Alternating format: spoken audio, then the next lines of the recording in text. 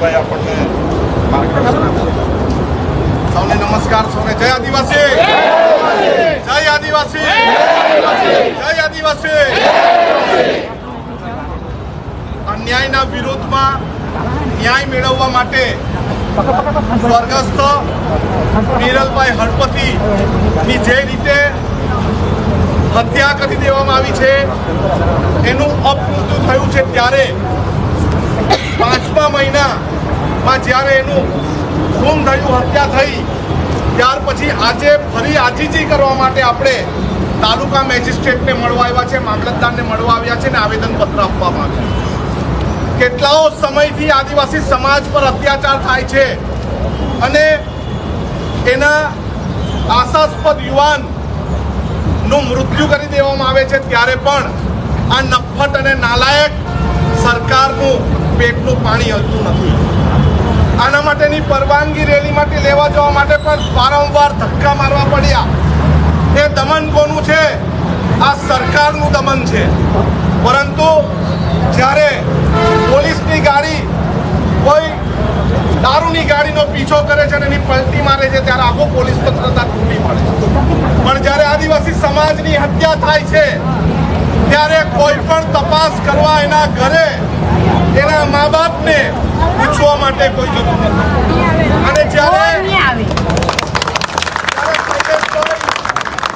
પરિમલભાઈ, વિપુલભાઈ, તાલુકા કોંગ્રેસ સમિતિના પ્રમુખ, તમામ આગેવાનો જ્યારે એના ઘરે મુલાકાત કરવા જાય છે અને મીટિંગ કરવા જાય છે, ત્યારે પોલીસ તંત્રના બેરા કાન ખુલી જાય છે અને કઈ રીતે આગેવાનો, આદિવાસી સમાજના આગેવાનો મીરલભાઈના ઘરે ન જાય એના માટેના કાવતરાઓ કરે છે। પરંતુ અમે ચેતવણી આપીએ છીએ પોલીસ તંત્રની સાથે સાથે સરકારી તંત્રને કે જો આદિવાસી સમાજના કોઈ પણ દીકરાને ગભરાવ્યો છે કે આવી રીતે મારવામાં આવ્યો છે, એને અમે છોડવાના નથી। અમે સંજાણ અને સેલવાસ અને કેવડિયા સુધી લડવા જઈએ તો આ ચીખલી તો મારું ઘર છે। હું દરેક આદિવાસી સમાજની ચીખલી પોલીસ સ્ટેશન 8 વાર ગયેલું હતું। પોલીસના અધિકારીઓ ન જાણે તો એમણે ત્યારના પીઆઈ ડીકે પટેલને પૂછી લેવું પડશે। ત્યારે પણ બે આદિવાસી સમાજના ડાંગના દીકરાઓનું પોલીસ સ્ટેશનમાં મૃત્યુ થયું હતું, ત્યારે અમે જવાબદાર આખા ગુજરાતના ધારાસભ્ય તરીકે કઈ પરવાનગી માંગતા હોય, અમે કાયદો વ્યવસ્થા તોડવામાં માનતા નથી, પરંતુ જો અમને છંછેડશે તો અમે તમારી પોલીસ સ્ટેશનના ઘેરાવો પણ કરીશું અને મામલતદારની કચેરીનો ઘેરાવો પણ કરતા અટકાઈશું નહીં। આદિવાસી સમાજના દીકરાનું અપમૃત્યુ થયું તેના માટે પણ આવ્યા છે, પરંતુ કોઈ પણ ઓબીસી સમાજ, આર્થિક રીતે નબળો, કોળી સમાજ હોય, માછી સમાજ હોય, કોઈ પણ ઇતર સમાજને જો પોલીસ તંત્ર દ્વારા કે સરકારી તંત્ર દ્વારા છેડવામાં આવશે તો અમે સાંકી લેવાના નથી। અમારી લડાઈ ચાલુ રહેશે। અમે બધા જ ખૂબ મોટી સંખ્યામાં આવ્યા। તમને અમારા તરફથી અમે ખાતરી આપીએ છીએ કે અત્યારે માત્ર 5 ને જ ધરપકડ થઈ છે, પરંતુ બીજા 2-3 બીજા ગુનેગાર જે છે એની પણ તાત્કાલિક ધરપકડ કરવામાં આવે।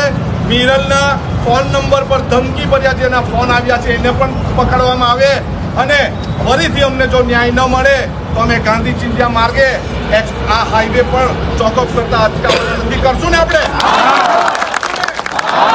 આપણે બધાએ કાયદાના દાયરામાં રહીને કામ કરવાનું છે અને આપણો જે દીકરાનું અપમૃત્યુ થયું છે એને ન્યાય અપાવવા માટે તમામે એક થવાનું છે અને એક થઈને જ આપણે જીતીશું।